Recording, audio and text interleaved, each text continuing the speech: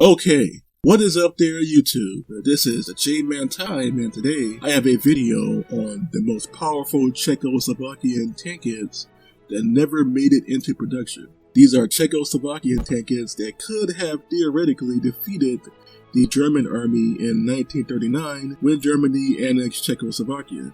In 1939, Czechoslovakia was annexed by Germany without any resistance, and this was largely due to the fact that the Czech government felt that they didn't have a strong enough military to face the German army. And this is largely due to the fact that the Czechs fell for Hitler's propaganda. In the years before the annexation, Germany had staged a large number of military exercises near the Czech border in order to fool the Czechoslovakians into thinking the Germans had a much more powerful military than they actually did.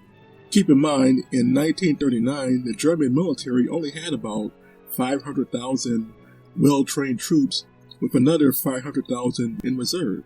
The Czech army had an equally large army of about 300,000 troops that were professionally trained, and at least another 500,000 that could be called up to the front line if a conflict were to break out between the Czechs and the Germans. The Germans also made it seem as if they had some of the most powerful tanks on Earth when they showcased some of their Panzer 1s and 2s and some of their experimental medium tanks like the Nauboy, the Farzug, and the Gross tractors, which were two class of medium heavy tanks that were used by the Germans, shown off during many of Germany's military exercises that took place on the Czech border. Czechoslovakia, on the other hand, did have a large number of tanks. They had been producing their own tanks and armored cars since the early 1920s. In fact, their standard issue tank by 1938 was the Panzer 35T and Panzer 38T. And they also had several medium tanks that were already entering production, and tank destroyers. But in this video, we're going to go over some of the most powerful tankettes. These were tankettes that were so powerful they could wipe out most of the German Panzer units if Czechoslovakia had decided to defend itself instead of giving in to Hitler's demands. So let's go over some of the most beastly tankettes that the Czechs had to offer. And the first of the most powerful tankettes was the Skoda Mu6. The Skoda Mu6 was an experimental heavy tankette or medium tankette that was developed between 1931 and 1933 and was tested between 1933 and 1934. It was armed with an experimental gun, the 47mm Skoda A2, which was a dual-purpose anti-tank and infantry support gun. The armor penetration of the Skoda M2 was between 20 and 50 millimeters at 500 to 1,000 yards estimate. The armor thickness of the Skoda Mu was pretty light because this was an experimental vehicle, and an armor thickness of 4 to 5.5 millimeters, and it had a speed of 41.1 kilometers per hour, or 35.6 miles per hour, and it had a crew of either 2 to 3. Now, the Skoda Mu6 was actually based on the British Carden-Loyd tankette. Czechoslovakia had purchased a few of the Vickers Carden-Loyd tankettes from Britain and decided to create their own tankettes. The first two tankettes developed were the Skoda Mu2 and the Skoda Mu4, which were roughly the same size as the Carden-Loyd tankette. But later on, the Czechs realized if they were going to deal with Germany or any other surrounding country, they were going to need a tankette that could destroy an enemy tank. And so they came up with the Mu6. The Mu6 was a good design overall, but the Czechs felt that the armor was too thin. They wanted a tank that could withstand at least a 20 to 40 millimeter artillery pieces, or anti-tank artillery, that was being developed by various countries that were surrounding Czechoslovakia, including Germany, Poland, France, and maybe even the Soviet Union. So the Skoda Mu6 project was cancelled in 1934, and the Czechs would go on to focus on light tanks.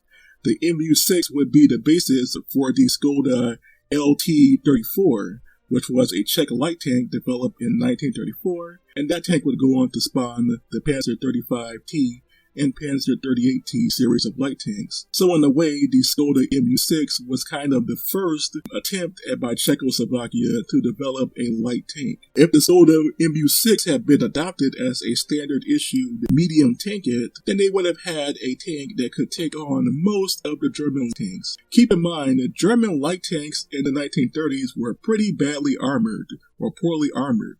The Panzer I and II only had a mere 10 to 25 millimeters of armor, so the Skoda Mu6 could knock out most of those tanks, and the Panzer I and II were literally the most numerous tanks in the German army in 1938 and 1939. So this Skoda Mu6, despite having a very thin armor itself, could defeat most of the Panzer Is and II. The only threats came from the Panzer III and IV, and even those two tanks could be defeated at close range by the Skoda Mu6 medium tankette. So this vehicle here could have been the end-all be-all for the Czech army in 1939. It could have changed Czechoslovakia's decision to give up to the Germans. They could have decided to defend themselves if they had a large number of tank-destroying tankettes like this, the Skoda Mu6. The Czechs viewed the vehicle as not being good enough and later canceled the project in 1934.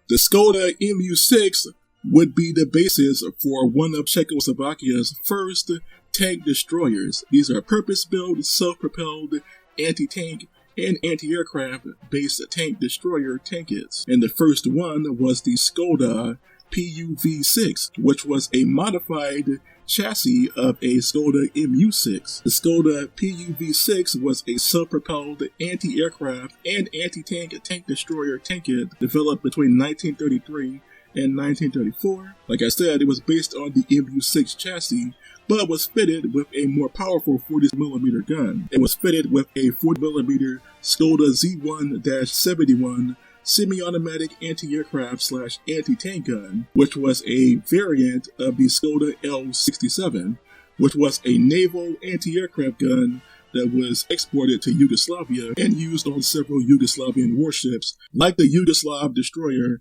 Dubrovnik and the mine-laying seaplane carrier Zemaj, which were two capital ships, two heavy warships that served in the Yugoslav Navy. The Z1 variant of the Skoda anti-aircraft gun was also an anti-tank weapon. It fired one of the most powerful 40mm shells. In fact, the ammunition for this gun was so powerful that it could penetrate 32mm of armor at a range of 2,500 meters, meaning it could outrange just about any tank that existed in the year 1934, or any tank that existed at the start of World War II, really. The only tanks that could hit and destroy targets at that range were heavy tanks like the World War II era Tiger tank, or tanks like the American M10 tank destroyer. This vehicle here was like the 1930s equivalent of a M10 tank destroyer, but for the Czech army. At close range, the vehicle could penetrate at least 52mm of armor, if not more, at ranges of 500 to 1,000 yards. So this Skoda PUV6 would have been an overkill to all of the German tanks that were in service by March of 1939, March being the month that Germany annexed Czechoslovakia.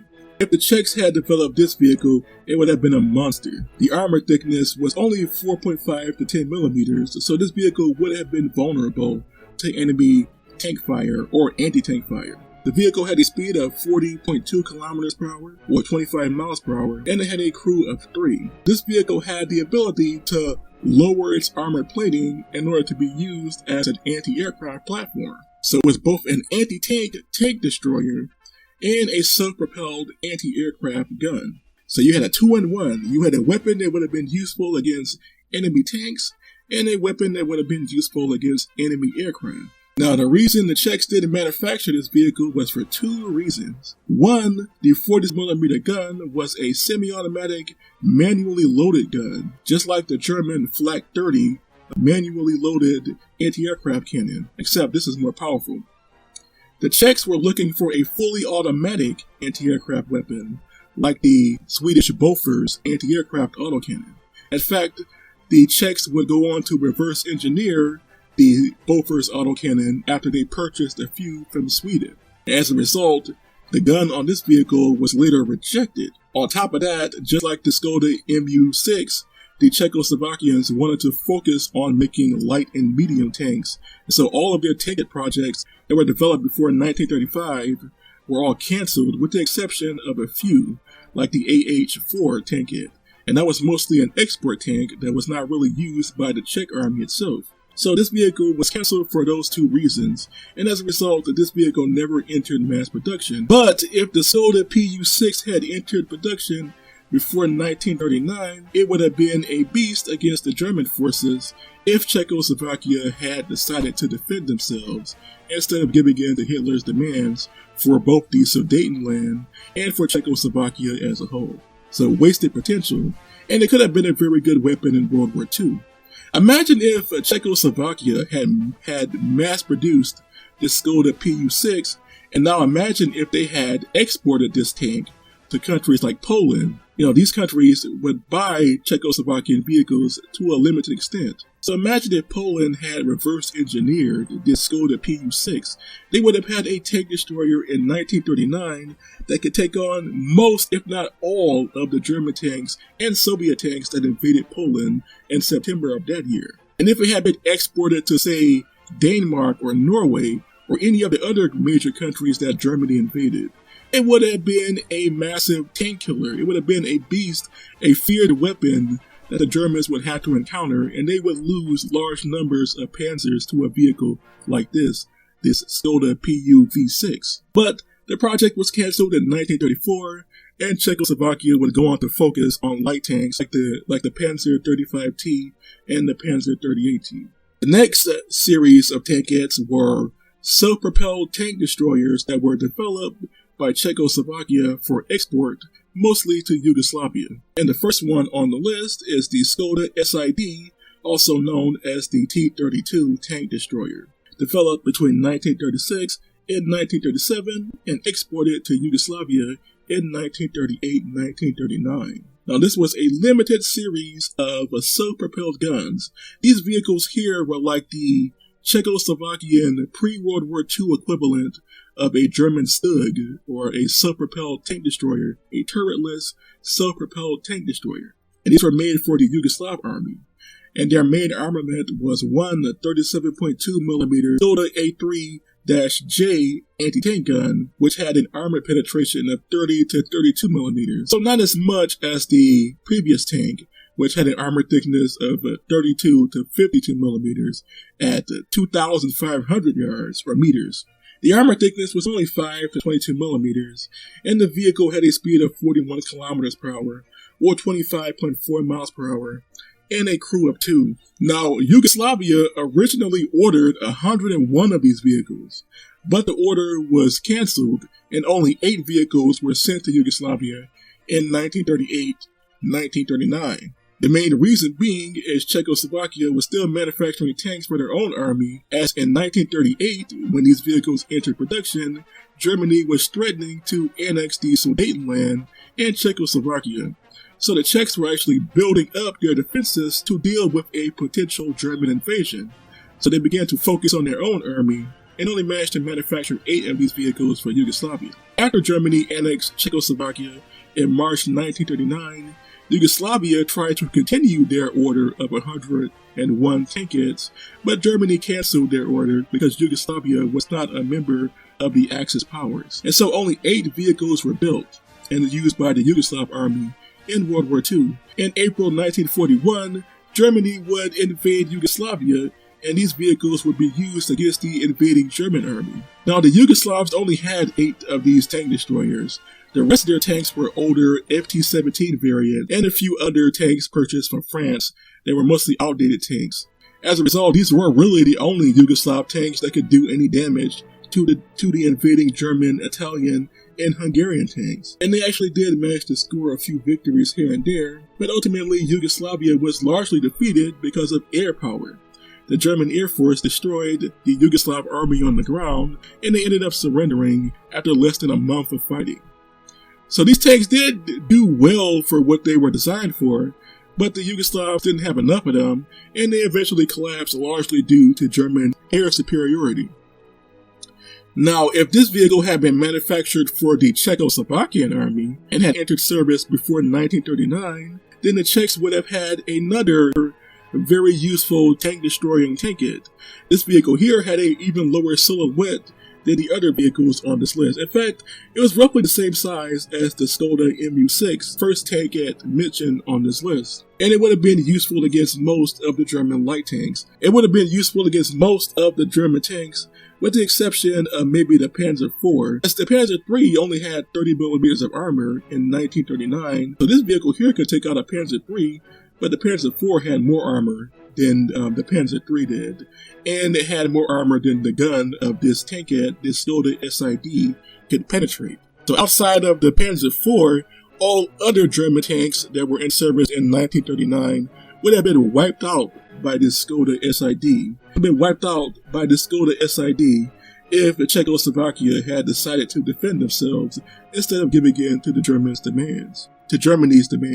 And then there is the final tankette, the most powerful tankette, or the second most powerful tankette on this list, that was developed by the Czechoslovakians before Germany annexed their country in 1939. That is the Skoda SIJ, also known as the T3D. The T3D was an experimental self-propelled tank destroyer developed in 1937-1938. The vehicle was pretty much an upgrade to the SID and was fitted with a more powerful 47mm Skoda A9J anti-tank gun, or tank and infantry support gun. The armor penetration of this gun was an increase over the previous tank destroyer, having a penetration of 35 to 67mm. So all of Germany's tanks that were in service by March 1939 would have been wiped out by a tank like this. One shot is all you would need, and the Panzer III, IV, and pretty much all of the light tanks